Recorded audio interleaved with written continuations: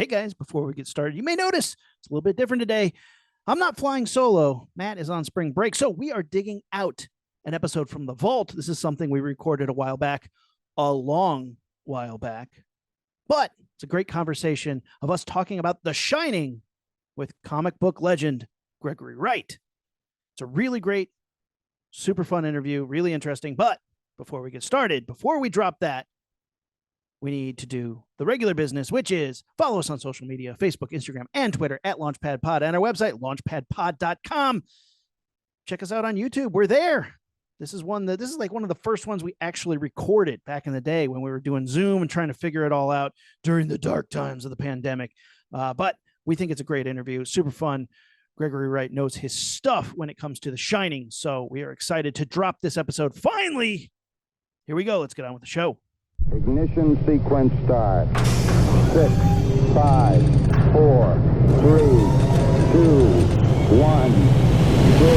All engine running. Liftoff. We have a liftoff.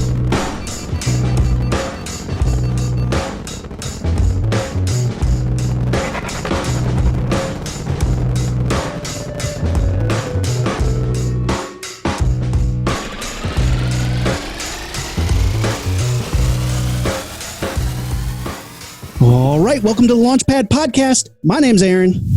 I'm Matt, and we got a really special episode today. We're doing one of those Launchpad chats where we get some awesome person that is a huge icon in pop culture, but don't really talk about them. We talk about something that they want to nerd out about. Here at the Launchpad, coming straight from the Bat Cave, we have Gregory Wright. What's up, Mr. Wright? Good. How are you guys? We're excited, really well, man. This is great. So I'm friends with Mr. Wright on Facebook, and Aaron and I had been talking about doing an episode where we're going to talk about a different Stephen King book, and we were going to talk about the book versus the movie, and we were going to talk about it with another very big comic book name. And I just so happened to see on my feed that Mr. Wright posted the top books that had an influence on him, and he's got The Shining. And it's an old cover of The Shining, which illustrates some of the differences between the book and the movie. And in your post, Mr. Wright, you mentioned something about how movies that don't get the book right. And I was like, oh my, we got to talk about this. So I reached out and you were gracious enough to come on. So you guys know Mr. Wright. He is a writer. He is an editor. He is an artist. He has worked on every big thing that you can think of, certainly not just DC and Marvel, but everything at DC and Marvel. We're going to spend a couple minutes talking about that because how could we not? You have created characters in the Daredevil universe. You have written in the Punisher universe. Those are two of my favorite characters.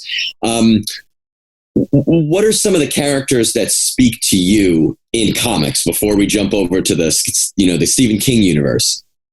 Well, my favorite character is the original Nick Fury. Nice. Back when, he used to be Nick Fury in the Howling Commandos, that was awesome. And then all of a sudden, Jack Kirby and Stan Lee decided, well, let's take this guy, let's put him into S.H.I.E.L.D. And that was like, because I love James Bond. I loved all the gimmicks and stuff. But he was very different than James Bond because, he was like a tougher James Bond, I guess. And then, of course, once Steranko took over, his sort of, visual design and storytelling, it was just amazing. So I've always been a big fan of Nick Fury, which was funny because when I started working as an assistant editor at Marvel, Mark Grunwald hired me as his assistant. And one of the first things I found was we were going to be editing Nick Fury versus S.H.I.E.L.D. miniseries. So I kind of lost my mind a little bit, because I was like, how this is the greatest thing ever. I mean, I actually did a post on my Facebook feed. I've been doing a bunch of essays about comics and what really goes on in comics, as opposed to what fans think goes on or what the media reports or what even some creators, they get it wrong. And I did a 3-part thing on Nick Fury because, my favorite character, because I started off as editing that series. I actually got Jim Steranko to do a painted cover for one of them. Then I got to edit the regular series, and then I got to write the last 6 issues of the series. So I've been following around with Nick Fury a lot. So when they decided to go the Samuel L. Jackson route and the movies, I was like, that's not Nick Fury. Sam Jackson, he's fantastic. And, for the movies, they needed a guy that was going to walk on screen for like 2 minutes and everybody go, oh shit, who's this cool guy? Right. Who else are you going to get besides Samuel L. Jackson? It works for the movies, but that's just not Nick Fury. The other character that for me was a big deal was Daredevil. I love the idea that, he was, it's cool. He's blind and he can do all this stuff, but the sort of duality of, by day, he's a lawyer, and by night, he's Daredevil, who he can solve things sort of illegally as Daredevil better than he can as a lawyer. And it's such a nice internal conflict. So those are the characters that for me were a big deal. Now you mentioned sort of and the of course Batman, but my first Batman comic was a Neil Adams one. Mm-hmm. That's exactly what I was going to ask is you mentioned the vigilantism of Daredevil and, you're sitting in front of a Batman picture background. What is your feelings between those two characters? Like they're both these great vigilantes, very similar, but how do you feel about Batman versus Daredevil? How do you feel about those two characters? Well, they're completely different. Batman, kind of created himself out of a sense of wanting to avenge his parents, mm-hmm. whereas Daredevil, it happened to him. This thing happened to him, and then people came to him to teach him because he was alone and whatever. So they're very different. Daredevil, I think Batman's a little. He's a little more likely to sort of break the rules. And Daredevil is a little more likely to try and do the right thing more often. Wow. But yeah, they're both human characters. I love both of them. I had some nice runs coloring Kelly Jones on Batman, and I did a lot of work with Jeff Loeb and Tim Sale on things like The Long Halloween and Dark Victory. That's some of our favorites right there. Who doesn't love Batman? You've got to love Batman. Yeah. When you do something like you mentioned Jeff Loeb and Tim Sale, you did Long Halloween with them first, and then you did Dark Victory after that. And we've actually talked to Tim Sale about those books before. When you guys worked together on Long Halloween, that's a 12, 13 issue run. So I'm sure you guys kind of figured out, your rhythm between the three of you as that book progressed. When you get to Dark Victory, now you've already done that first run. Do you guys kind of hit the ground running harder on that one because you already have worked together before on a similar book? Like, what's the difference? I guess one of my question is, what's the difference between starting Long Halloween and starting Dark Victory? There's really no difference because, Jeff and Tim, they work out all the story and everything. And then by the time, then Tim and I work out how the art's going to work. But, Tim is he's like one of the ultimate storytellers. It's amazing. And, actually, I first did a book, I think it was a Halloween special with Tim. And I was too busy. I didn't want to do anything. And both of us had an editor at Dark Horse called Diana Schutz. And she kept trying to get us to do a project together, and I kept saying, yeah, this guy's really good. And I literally had done one pinup for some Predator series that I painted over something of Tim's, and Tim just loved it. So Tim calls me up one day and he says, I'm doing this Batman thing for Archie Goodwin. I always love Archie because I actually started at Epic with Archie. I'd like you to consider coloring it. I was like, I'm really busy. And then he says, well, you're getting a FedEx package tomorrow. I just like you to look at the art. I said, well, okay. So I get this package and it's the whole book. And wow. I take one look at it and I'm just like, oh my God, I have to color this. It was everything I wanted to color.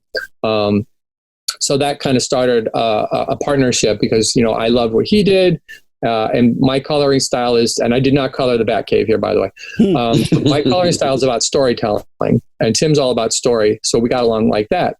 So by the time, because we'd done several things before we, got to Long Halloween and then Dark Victory. So we kind of, every time we started a project, Tim was always evolving what he was doing as an artist. So we would have a lot of long conversations about how the color was going to evolve. Because if you kind of go back and you look at some of the earlier stuff, it's brighter, it's a little more garish, I guess is the best way to put it. So we started getting a little more muted tones, and specifically by the time we got to Dark Victory, he was trying a lot of different things out where we were dropping lines out to try to get more depth, He was doing some things where he was starting to do the gray wash colors. So it was always an evolving process, which is what really made it more interesting to work with him. I mean, he's a great guy to work with anyway, but it was always evolving. So at no point was it not really interesting and fun and satisfying. I mean, really satisfying to work with him on that stuff. Whereas like Kelly Jones, I just kind of told everybody, I'm not going to do what you want me to do. I'm just going to do what I feel like it. I'm going to change the characters' colors. I'm not going to color Batman his regular colors. You're just going to have to trust me. And, somehow, everybody loved what I did on that, especially Kelly, because I care what the artists think. I don't really care what anybody else thinks. But it really worked out. So that was pretty cool. And Denny O'Neil, who recently passed away, he really liked what I was doing. And that was a big deal because, Denny O'Neil, he was like one of my favorite writers. So getting his approval was kind of a big deal. That's amazing. Now, when you get like a blank uncolored page, are there certain things that you see that you get really excited about? Like in a bat cave, like, oh man, I'm going to get to color a dinosaur or, work on the Batmobile. Are there certain things that you get excited to bring life to? It's not really about the specific things that are drawn. I mean, it's cool, but it's more cool if I write a story and I get to see them draw that. As a colorist, though, it's more like, what does the art actually look like? So I get excited by the composition of the page and the black versus the white, and like, what cool thing can I do to make this colorful? It's like, I mean, this bat cave, back here, it's very nicely colored. But so the colorist brought a lot to it, but there's nothing about the black and white of it that I would have gone, oh, I can't wait to draw that. It would just color that. It would just be more like, oh, this will be fun because it's the bat cave. But the art itself, it's not super dramatic. I don't automatically look at it and think, oh, I can't wait to do this, this, and this. But I like what the colorist did here because he's separated areas with color. It's still dark and mysterious, but it's not all the same thing. Mm-hmm. So I like when I feel like, oh, I can do something dramatic with color. Sometimes I'll look at a page and I actually will flash the color that I like on that page, and other times I'll just it'll take me a while to figure it out because I don't want to just coloring used to be at one point where people just kind of went through and they colored the characters. They're proper colors, and then they would just put some random background color in that let them pop off the page. You see a lot of Batman where it's that that blue cape and then the gray and then the rest. I'm like, Batman he's a creepy character. So, the more often than I can, color him, yellows and browns in the foreground and then have red in the background. So when you look at the page, you're like, oh man, what's going to happen now? Yeah. It can really inform sort of the intentions of a scene when you are coloring it in certain ways. It really drives your emotions when you read a book and the colors help you like feel the moments. Yeah, I can barely hear you. Okay. I will crank it up a little bit. Let's see. All right. Yeah, you sound better that way. All right. Cranked it up a little bit.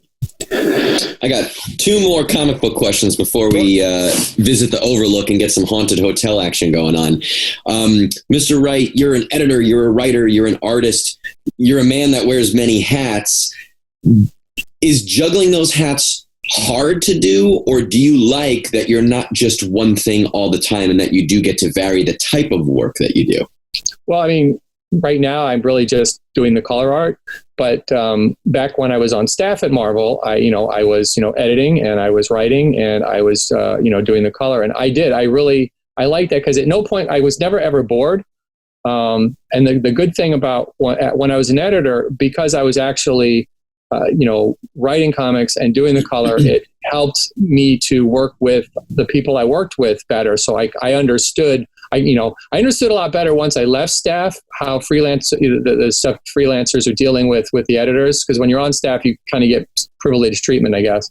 But it was a lot more helpful to, understand, okay, this is how a comic book script goes. This is I made it a lot easier for me to take a look and say, okay, this isn't working. That's not working. And it was fun. It's like I would go to work and, edit. And then I would go home and I would, write and do color. And then I'd get a couple hours sleep. And then I'd come back. Yeah. Not be bored for sure. But, when you're in the office, you get to see the people you work with a lot more often, whereas now I'm lucky if everybody calls me to talk about a project. I talk with, the artists that I'm working with, but editors, they'll email you or they'll message you or they'll text you. So you don't really get that back and forth, which was important. When I was on staff, I would write something and the artist would come in and show me, the pages. And there's nothing more fun than seeing penciled original comic book art pages all day, every day. And especially when it's a story that you've written and it comes in and that you kind of wrote like a lame-o story, but it looks amazing. And you're like, oh my God, I don't even deserve this art. It's so good. And then you get to see it the whole way through. Whereas, when you're not in the office, you'll see it, but it's just not the same, and in the office, I had a little more control over being able to say, well, I need this fixed. I want that fixed. As soon as I went freelance and I needed things fixed, I had to depend, well, will the editor do it? Will the editor bother? Will the editor agree with me? But when I was there face to face with an editor, it was a lot easier to convince them to fix various things, or I had more influence over who I got to work with. That's interesting. And I guess that's really a loaded thing, right? Technology plays a factor into that. The way the industry has changed has played a factor to that. I feel like we could talk about this stuff all day, but before we do the overlook, where we're going to talk about the book and the movie, you mentioned the film version of Nick Fury and the comic book version. Have you seen the made-for-TV Sci-Fi Channel David Hasselhoff version of Nick Fury? Look at your face. Of course, it's like when you've been working in comics, you watch all of it. Sure, the good and the bad, and I just watched. There was a documentary on the Roger Corman and Fantastic Four that never got released. Yeah, I watched that. That was pretty interesting. So I went and found it on YouTube, and I watched it, and it wasn't as terrible as I thought. It's not the worst Fantastic Four movie. No, it's a better Fantastic Four than that Nick Fury thing. And again, it's like because you get in your head the way you want Nick Fury to be, especially because he's my favorite. And for me, it's the Steranko Fury is really great, and I love Paul Neary's Nick Fury on the Nick Fury versus Shield series that he drew. So when and I still geez, the only guy I can think of that would have been a good Nick Fury would have been younger Clint Eastwood. Or maybe Kurt Russell, like younger, they might both have pulled it off. Yeah, that Snake Plissken era, Kurt Russell definitely has that Nick Fury vibe. Yeah, you can kind of see that. So it's tricky, to go from, like with The Shining, to go from here's the source material, and now we're going to move on to something else. Most of the characters, even though they've changed a lot of stuff for the Marvel characters, I've really enjoyed a lot of it. I think most of it's really great. I mean, I like Samuel L. Jackson, but he ain't Nick Fury. All right, you heard it here first. So since you mentioned it, let's punch our tickets. Let's go to the Overlook Hotel for a little rest and relaxation and some ghosts. So what was your first introduction to this Stephen King property? Well, it was... this paperback, which, I got because they tore the cover off. So it was only a quarter. So that was what the first thing I did was I read that. But my friend and I, we both liked horror, and he had introduced me to Salem's Lot. Yeah. So we both kind of got hooked on Stephen King. So we just kept reading, whatever the next Stephen King book came out.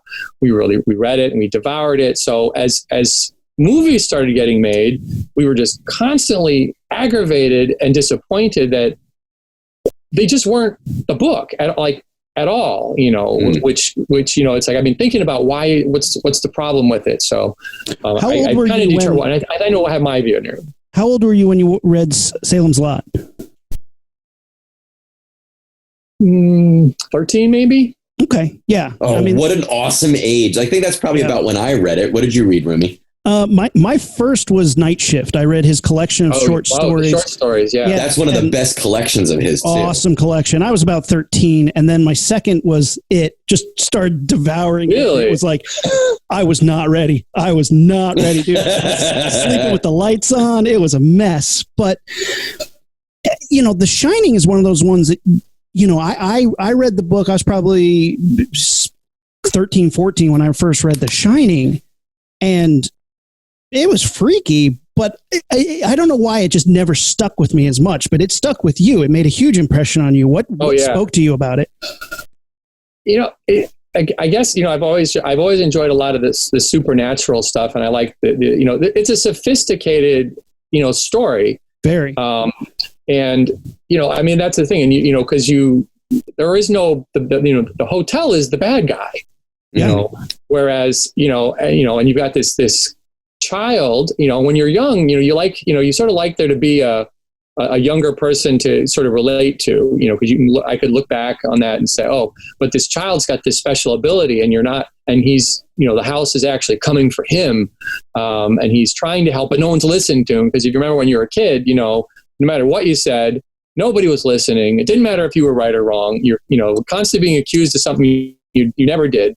So I could relate to, even though as a small child, I could relate to that kid. And then this whole idea, of this, them being alone in this giant hotel, where they could just kind of go where they wanted. And I don't know why, but I've always found that fascinating. It's like the original Dawn of the Dead. Yeah.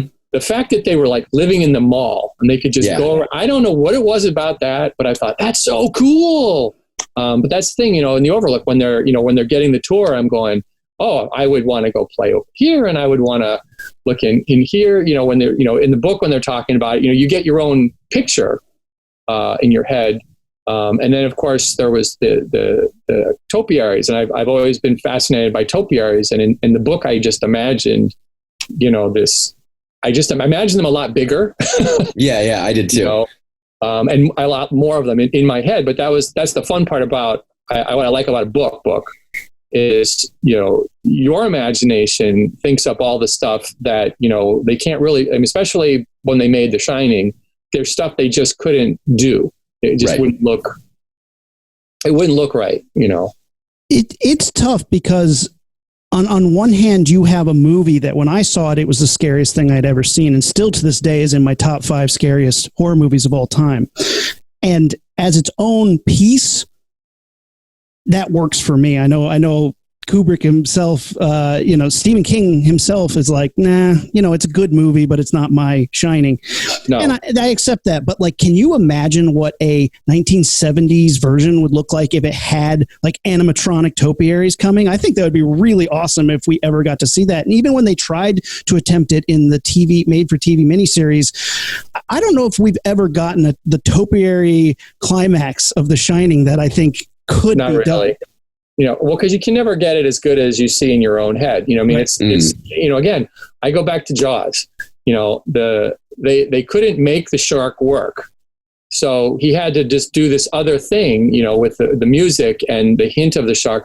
Well, what we imagined happening in Jaws was so much worse, because once we finally saw the stupid shark at the end, this rubber-looking thing just with Robert Shaw, you're just like, that's the dumbest thing I've ever seen. It almost ruins the rest of the movie if the movie hadn't been so good. But they couldn't show it.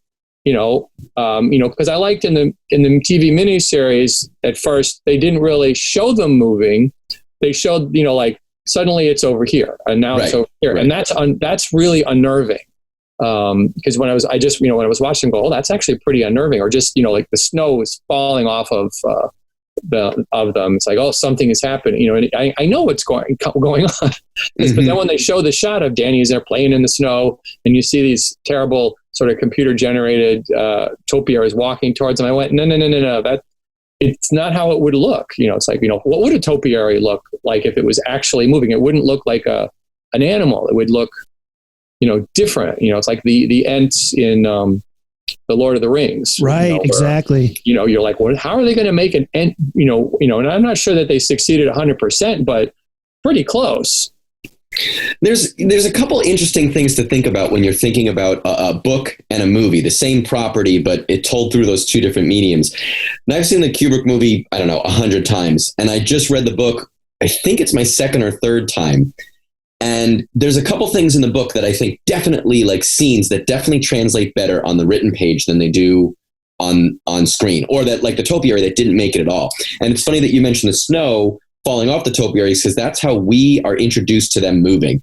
Dick Halloran mentions that something about stay away from the topiary, but Jack is outside and he hears snowfall, like a clump of snowfall. Yeah. And he turns around and one of the topiaries, there's no snow on it. Yeah. And then he turns around and he hears rustling, and when he turns back, it's definitely moved. But he doesn't see it move, so therefore in the book, we don't see it move as well. Right. And I think both the book and the movie kind of do that a little bit, where they're not flat out showing you this or that, they're implying it. And I think we've all been in that situation where we've been afraid that we're not alone, and you think that things are happening just outside your field of vision. And I think that as a writer, Stephen King knows how to say that and explain that, you know.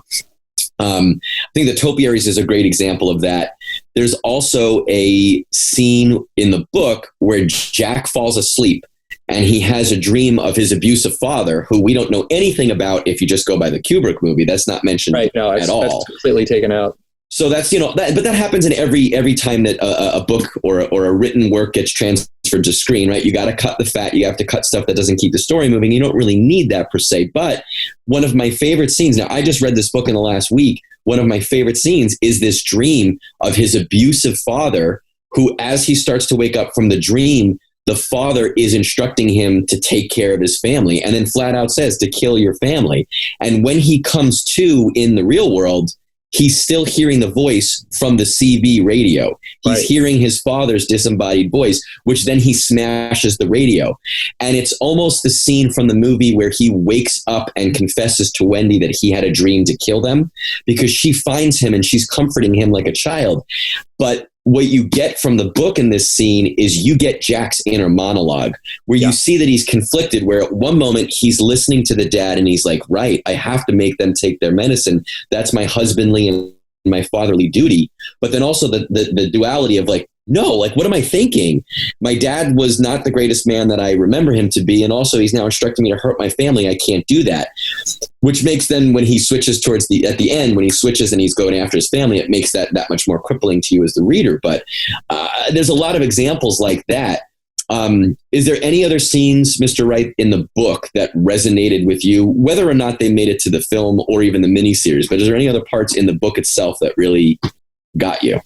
Well, you know, honestly, the whole all the stuff with the father, you know, was a very big deal, because you know, I mean, that was one of the things when I first saw the Kubrick film and it was gone, I was like, well, wait a minute, you know, how is this going to even, you know, work? Because you know, the abusive father was to me, it was like the big deal. So yeah, I would say that's one of those, you know, key things, you know, that and the fact that, you know, Wendy in the book, you know, is a good character, who's very protective, who's trying to save everybody, and in the movie, you know, I don't know what they were thinking. You know, I mean, Shelley Duvall, you know, they're just not a family in that movie. You know, you've got Jack Nicholson, who right from the back, you're like, yeah, he's going to go nuts. You know, you got Shelley Duvall, you're thinking, yeah, you know, I kind of want to smack her. You know, she's annoying. And how did they get together? And then you got this kid that's the only one that you like in the movie. It's like they're so separated, and they're just not a family at all. And to me, the whole point of the book, you know, it's about family. You know, and the miniseries conveys the same thing that the book does, because you can see them as a family, and you can see that, you know, the fighting that Wendy and Jack do, both in the book and the miniseries. It feels real, you know, because there's stuff in the past, and then there's stuff that's happening now, and they can't figure out, well, what's wrong with Jack. You know, and Danny's the only one that actually kind of knows. Having that kind of missing, you know, was bad, you know, because between that and the topiaries, because as a kid, you know, when I was like, I can't wait to see the topiary scene. And then when you got to wait another 30, 40 years, you know, they weren't even part of it. Did you see the movie when it first came out, like in theaters? Yes. Well, that was the thing. See, when I first saw the movie, I hated it.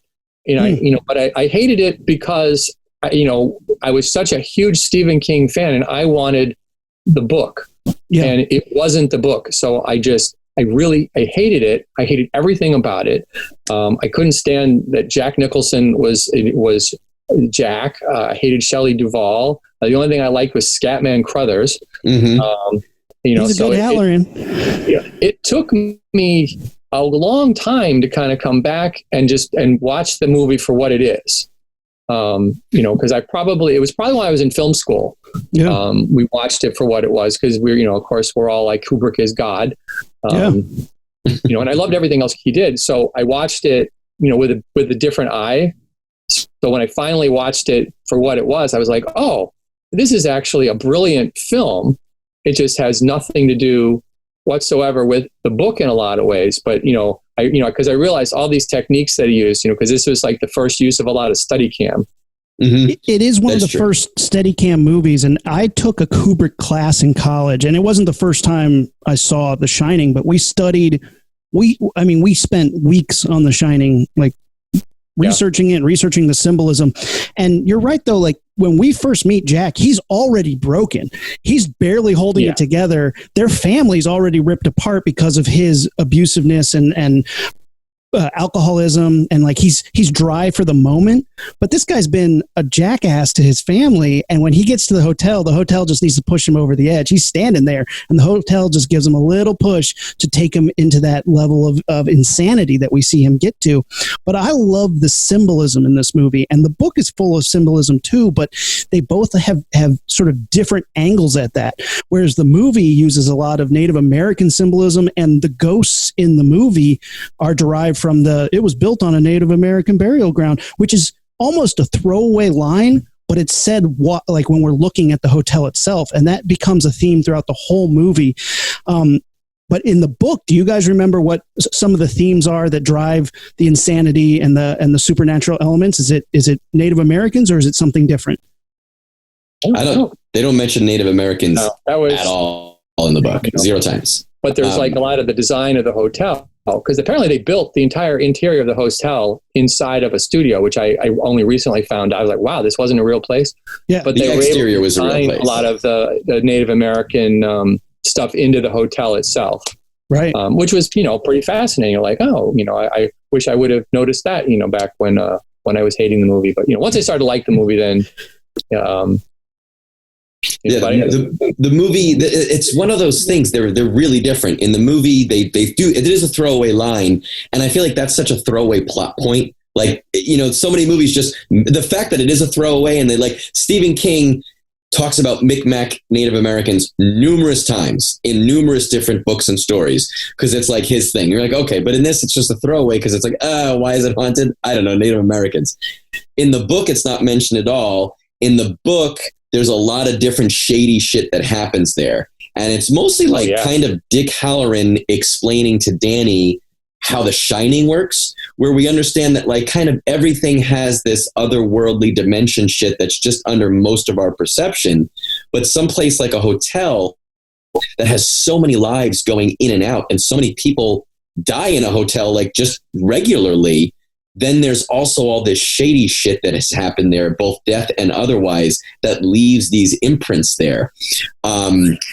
We also learned something, another thing that I really liked in the book that was not in the movie at all, is Jack becomes obsessed with the hotel itself. And in the book, we are made clear numerous times that the hotel wants Danny. And numerous times we understand Jack thinks the hotel wants him. And when he realizes the hotel wants Danny more than him, he gets almost like jealous. But as the book moves on, he spends more and more time in the basement looking through old records. And he starts finding these weird clues about the history of the Overlook, including this old scrap album that's almost like the Sketch Scratch album. It's all like the murders, the affairs, all this really like dark, dank stuff that has happened there. And he's obsessed. There's numerous times where he's reading that book and suddenly it's 5 o'clock in the morning, and he doesn't know where the rest of the night went because he just kind of got obsessed with the book. So it's actually a really great device for Stephen King to let us know all this backstory and exposition. He's reading newspaper articles. One thing the book does that I like that the movie didn't do is there's numerous times in the book where the family goes down to Sidewinder, the nearest town, and like that takes them out of the Overlook. And for the book, you have to do that to get like some of these plot points moving. But the fact that they are stuck in the hotel the whole time in the movie, and I'll touch on that later.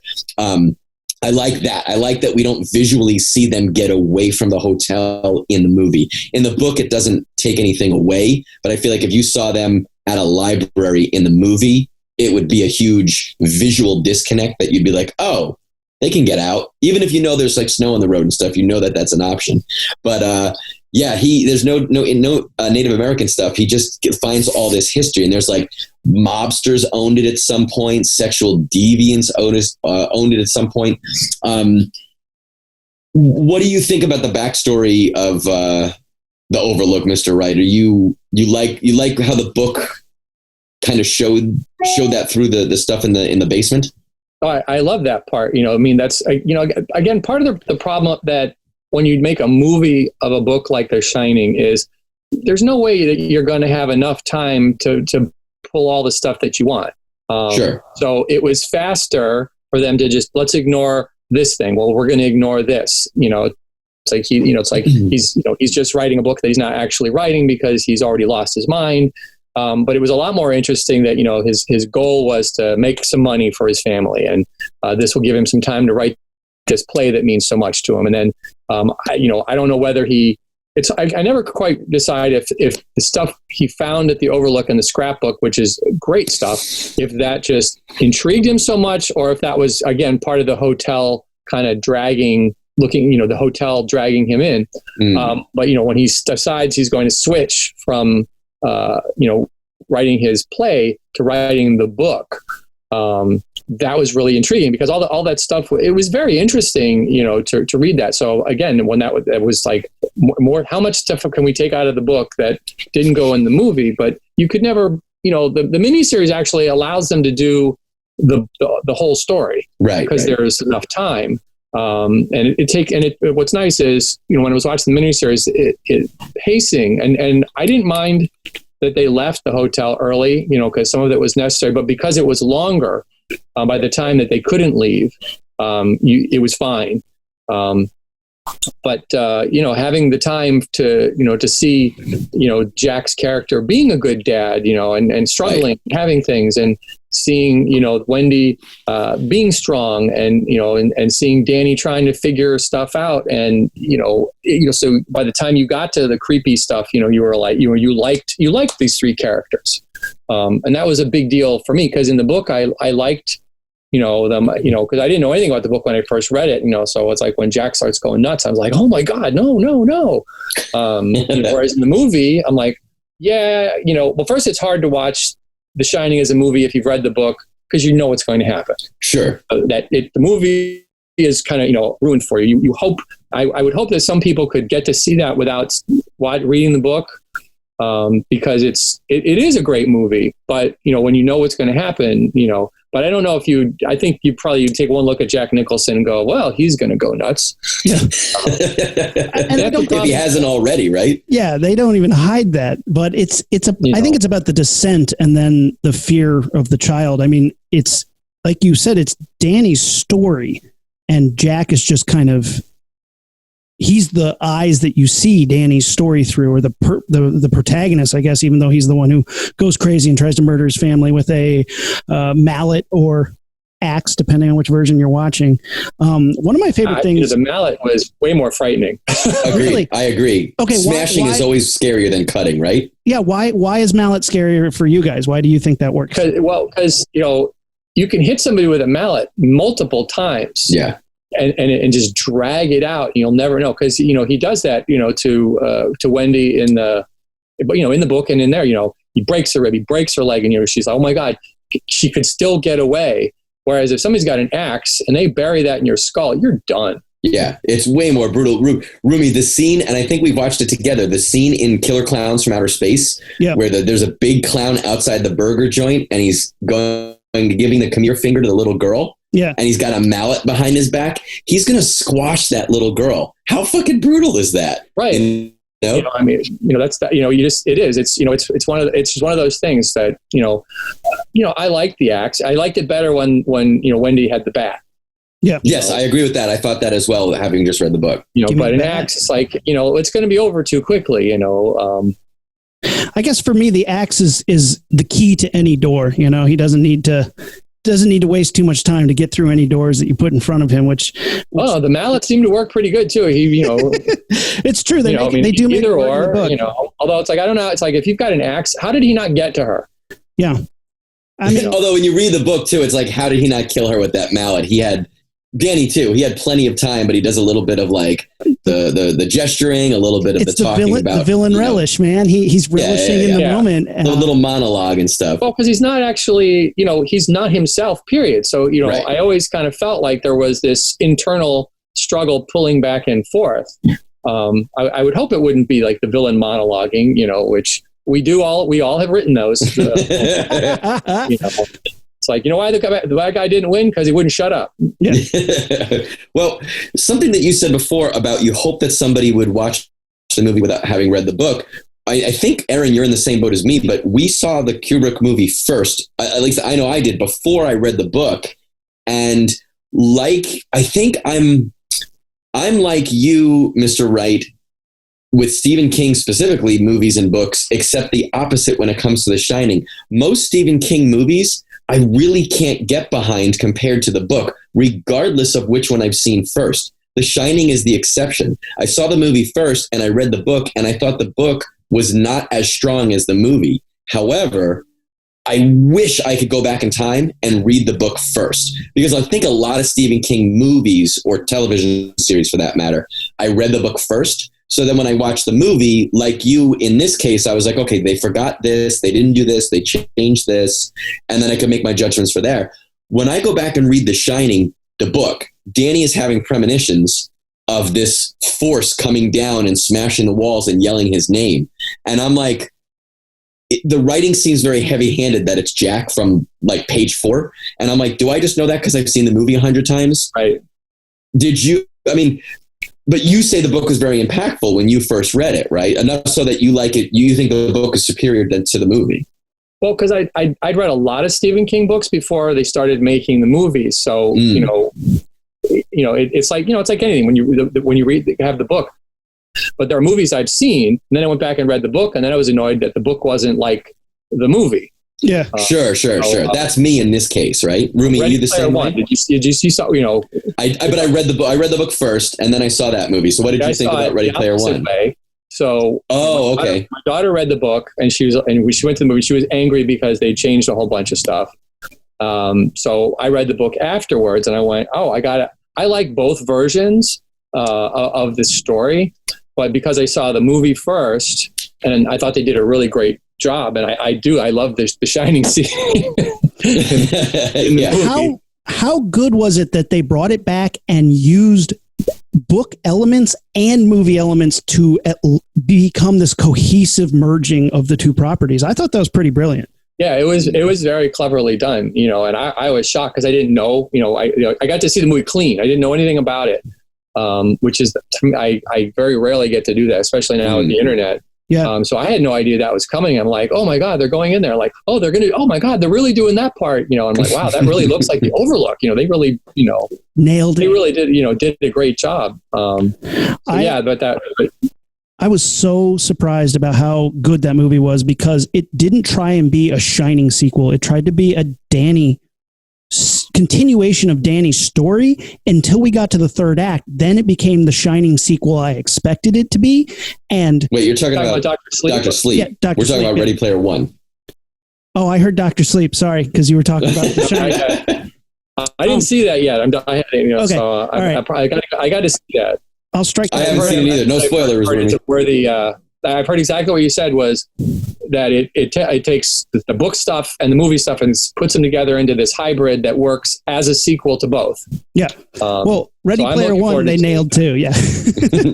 Did you read that book, Mr. Wright, Dr. Sleep?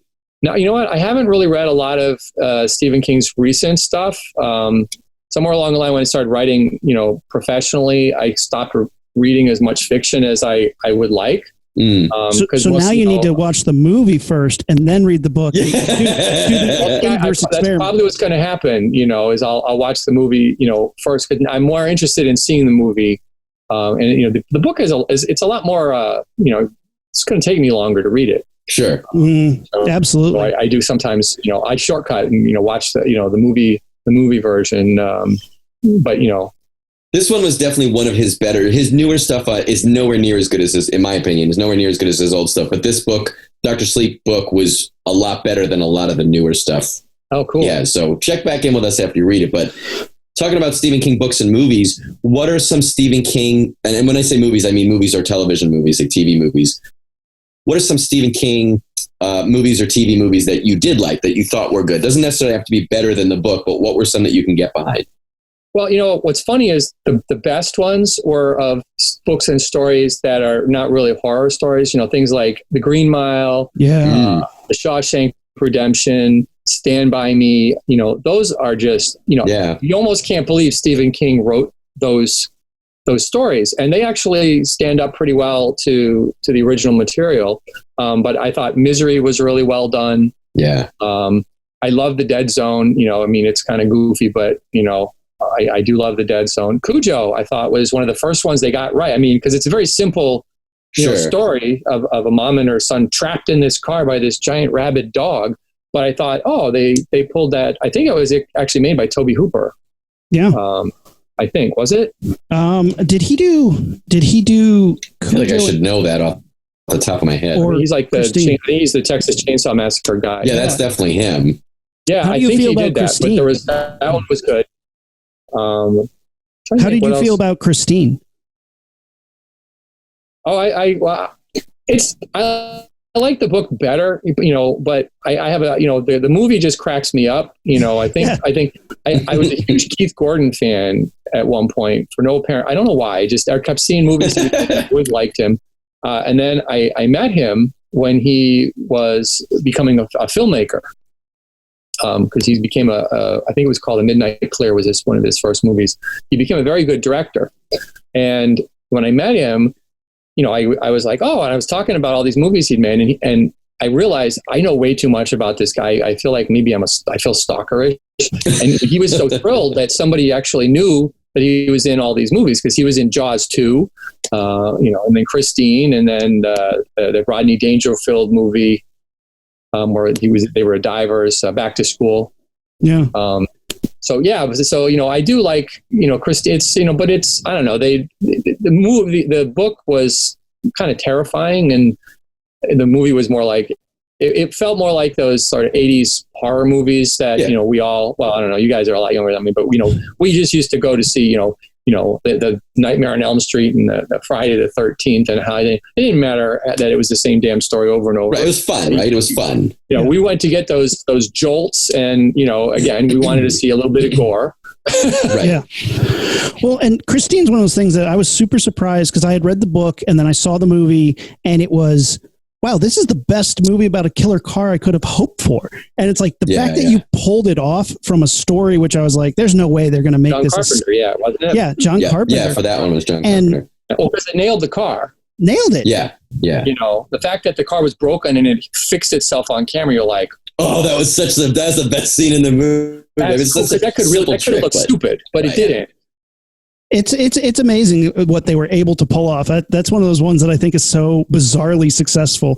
But he just has so many, as a kid, Pet Sematary scared the hell out of me. And even though it diverts from the book, there's no Wendigo or anything like that, the movie terrified me. Especially because it's a fun movie. Yeah. But again, how do you feel about the miniseries of It, the original miniseries? Well, that was all right. The book is, Horrifying. What I imagined reading the book was just so much worse, but, I mean, I know people liked it, but it kind of went that, I mean, again, a lot of, they take the flashy parts of the books and they forget all the really good character stuff and the stuff that made you think, and, it's like, when somebody says, what is it? Oh, it's about that clown that drags people into the sewer. Okay. Yeah, right. You saw the poster. Right. That is one of those ones that I saw the miniseries a couple times first. Then when I finally read the book, having seen the miniseries and like you said, the flashy parts, I knew those beats going into it. But there's so much in the book that when you start reading it, it just blows your mind. And suddenly you've read 1,000+ pages, and you don't even remember. I mean, certain visuals from the movie are ingrained in your head even as you read the book. But for the most part, that was one of those ones that it hadn't mattered that I'd seen the movie. The book was just so rich. I think that's probably the right word, at least for that specific one, where you're just and it was at the peak, in my opinion, of like his storytelling ability, where like even the slower, more boring parts of that book, you were just like, you wanted to know everything about everything that was happening there. So much character development. Oh, it was such a good book. Now I'm gonna have to go back and read that one too. That's the point, really. But what's funny is if you watch the movie first and then you go back and you read the book, now you hear the voices from the movie as you read the book or you see it. It's like, right. I can't read The Shining now without picturing Jack Nicholson in the role. Even though, I just watched, the Steven Weber miniseries, and it takes me a while to like accept him as Jack, because, Jack, once you see Jack Nicholson in a role, you just, take it. But it was a relief, to watch Steven Weber because it seemed like, how could you be, because you're supposed to like him. Right, right. He's a likable guy. And then once he starts going off, and I was like, wow, I actually believe that.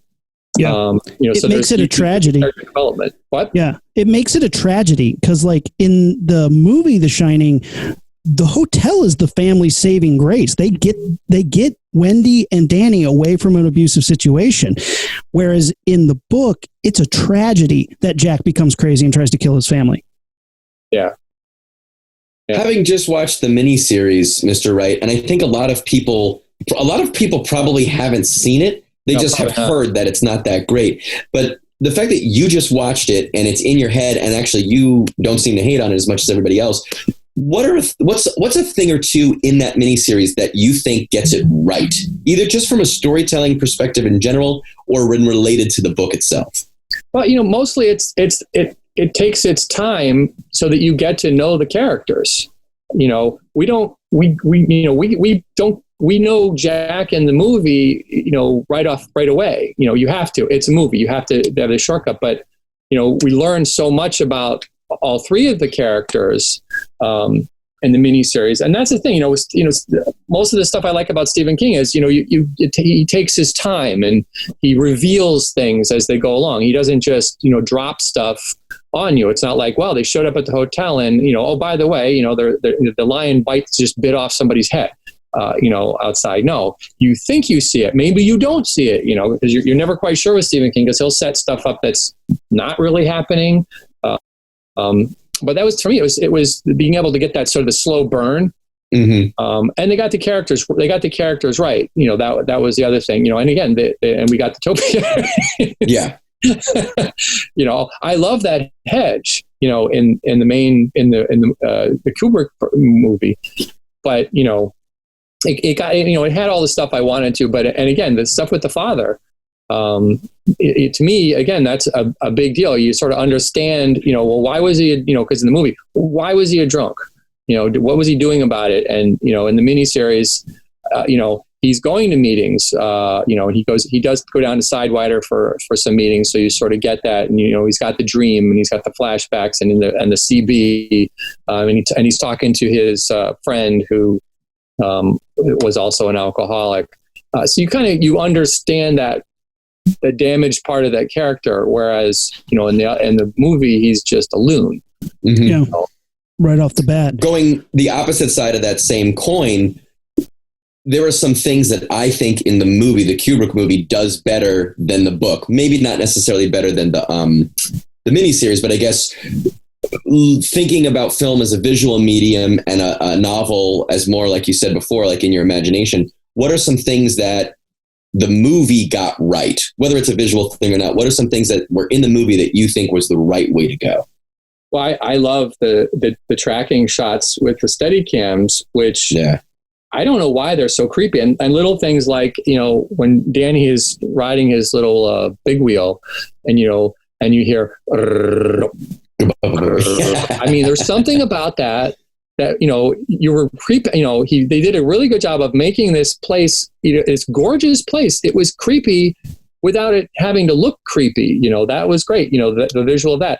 All of the stuff in the bar, where he, with the bartender. I mean, I really feel like, I think the movie did a much better job with the actual ghost characters, because you were unsettled. You were like, are they real? Are they in his head? And the performances, Grady, was fantastic. The bartender, just the lighting, on the bar, I thought that was, fantastic. All the visual stuff. I mean, you just can't, Kubrick he's such a visual genius, that, I mean, and the hedge maid, as much as I wanted those other things, that's a pretty brilliant thing to do, because there's this great shot in the movie where Wendy and Danny are walking through the maze, when it's not snowing and stuff. And then there's the model of it. And he does this shot from above of the model, but it's not the model. Right. Yeah. Yeah. You push in on them. And again, Kubrick does these visual things that unnerve you or,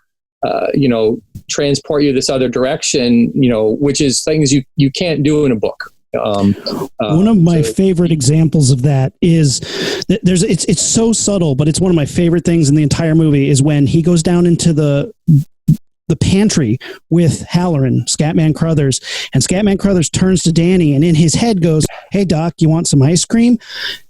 Visually behind him, there's all these Calumet baking powder cans, and it's an a Native American smoking a peace pipe. The ice cream is a peace offering. Later in the movie, when they throw Jack in there and slam the door, he crashes through all those Calumet baking cans, destroying the peace that had been built between the ghosts and the humans that had lived there. And that is the moment where the ghosts take over and everything is out. They let him out of the freezer. And that subtle visual style is, to me, what makes the Kubrick masterpiece, sort of makes that come full circle for me. Yeah. Well, it's funny. It's like you guys are bringing a couple little things up I hadn't thought about with the movie, so now I got to watch the movie again. We're all going to be doing homework tonight. Yeah, well, because it's fun. I mean, that's why it's fun to talk about this stuff, because people find things or get things, whether in a book or a series or whatever, that somebody else didn't pick up, and you go, "Oh, I didn't think of it like that." Well, now what if I watch that, thinking about that, it's fun when people do these reviews of movies and people find stuff. I'm like, what? Because people would do that with the stuff I wrote. Well, you obviously meant this. And I'm like, well, actually, no, you're a dumbass. Then I start thinking, well, maybe I should actually use that. That's actually maybe not a bad idea, because you get fan letters and, it's like, I'm just like, oh, maybe I will do that, or it's like, or they find weird things. Like somebody did, they did this review of a part of Silver Sable. I used to write Silver Sable as Female Mercenary. And, they're talking about me writing this secret lesbian assassin squad. And I'm like, I did what? And I actually did. I feel like we can just keep talking about The Shining, like this property, whether it's a film medium, a TV medium, or a book medium. But I don't want to get stuck into this so that some little kid's going to come over my house and find all of our ghosts just talking about this forever and ever and ever and ever. Yeah. I guess just if you guys haven't seen any one of the things that we're talking about, if you never read the book, if you never saw the movie, if you never saw the miniseries, we all agree, the three of us all agree, at least all of them are worth checking out, right? We certainly have favorites, and we might disagree amongst ourselves, but it's definitely worth watching. Mm-hmm. Maybe not forever, never, never, but at least once. I know I'm going to have to go buy the DVD now and watch the miniseries, because I couldn't find it streaming. I couldn't even find it on YouTube. See what you think, because it's stylistically, it doesn't have any of the punch that the Kubrick film does. Mm-hmm. I mean, none of it. It's a very straightforward telling of the book. Sure. So you're not going to get that, that excitement from, oh, look at that. Oh, look at that. There's a lot of good stuff in it, but, and there is some pretty bad CGI in it. Ooh, fire hose. You got to give that credit because that happened at that time. And I think the fact that I just read the book, it's funny, Mr. Wright and I both keep holding up our paperbacks physically in our hands right now. We can see. But we just read those. I just read the book recently, so I think watching the miniseries, it'll be fresh in my mind, and I can make the direct connections between the two of them. So I'll have to go back and do that. But you guys definitely have to watch The Shining, watch The Shining, and of course, read The Shining. And Mr. Wright, you've worked on quite a few comic books, so you guys can go check out books that he's edited, stuff that he's written, a ton of stuff that he's colored. We would love to have you back on at some point to talk about your work, but we love to have people on that we respect and talk about what they like to nerd out about. So this has been a ton of fun. Really this has been a good time. Where can people? We could do a whole talk on Clive Barker because I got to work with Clive Barker at one point. I know you did a Nightbreed comic, right? We did. I edited Nightbreed, and then I edited a comic called Hellraiser Nightbreed Jihad. And then I got to write a 3-issue Nightbreed story. So yeah, I used to talk to Clive on the phone quite often, and that was very interesting. Can I tell you guys a secret? One of my pet projects is on the side. I'm writing a Predator versus Pinhead comic. Cool. Just nice. For funsies. It may never be anything, but I'll just have it for myself, and I'll like it, and it's fun. But it's a big epic battle where the Predator somehow gets sucked into the hell world and starts hunting Cenobites, and the Leviathan allows him because it pisses off Pinhead and causes suffering for Pinhead. So it's this epic battle between these two guys in Pinhead's world. But I love Pinhead. I love Clive Barker. That's really cool to hear. That would be a really fun conversation. And in 20 years from now, there'll be a bunch of nerds on a podcast debating what's better, that comic book, the movie about it, or the miniseries about it. Well, the funny thing was there's been so many versions. Clive was always about take my world and do whatever you want with it, which was very cool.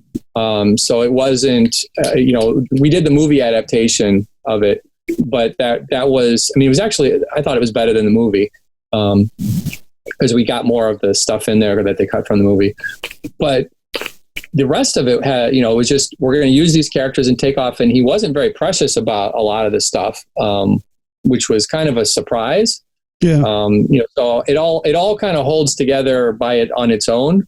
You don't have to compare, I guess. In the Hellraiser stuff, there's so many, after the Hellraiser movies, Epic did a Hellraiser series, and it was an anthology. So you've got all kinds of people just doing, really crazy, cool stuff, and it was fun to be there and watch this, stuff come in and have the executives at Marvel go, wait a minute, what is this? Yeah.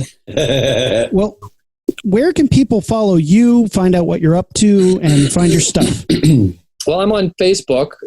That's the best place to find. That's where I mostly am. So you can always direct people there. And I've been writing a ton of behind the scenes comic stuff, which has been pretty well received. So it's super interesting stuff to read through. You can find, because I just keep going and going. I'm on Instagram. I'm easy to find, but the only thing you'll find on Instagram is me posting pictures of food. I see that you've been doing quite a bit of that during the quarantine. So I'm on there. But on Facebook, I do belong to several like comic groups and stuff.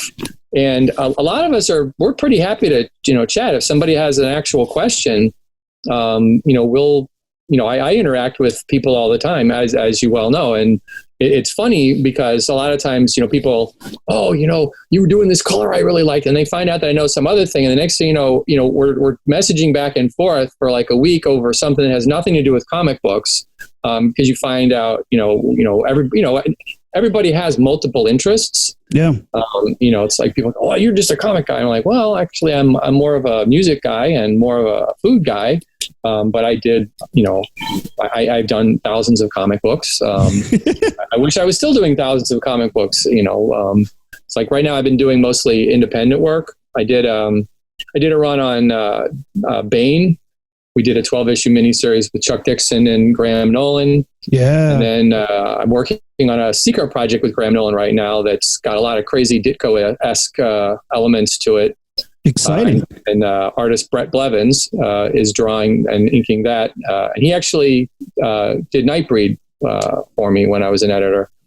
Very cool. And I got a horror noir thing that we're waiting. Ooh. We're waiting for. We lost our original artist on it, so we're waiting for somebody else. But sometimes you don't get paid for the independent comics. It's like you do them, somebody publishes them, and then if it sells, you get some money. Otherwise, you kind of did it just for the.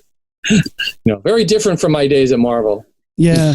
Well, guys, you should follow Greg Wright on Facebook and Instagram, and follow us, Facebook, Instagram, and Twitter at LaunchpadPod. Look for us on our website, launchpadpod.com. Mr. Wright, thank you so much again. This has been so much fun. Matt, should we blast this thing off? What do you think? Oh, yeah, definitely. So we have a secret handshake at the Launchpad podcast. So we're going to walk you through it, all right?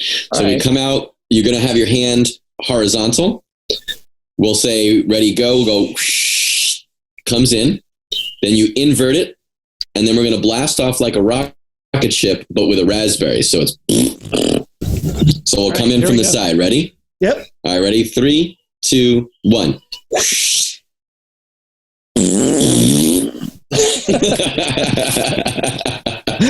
all right, fun. Guys. Right?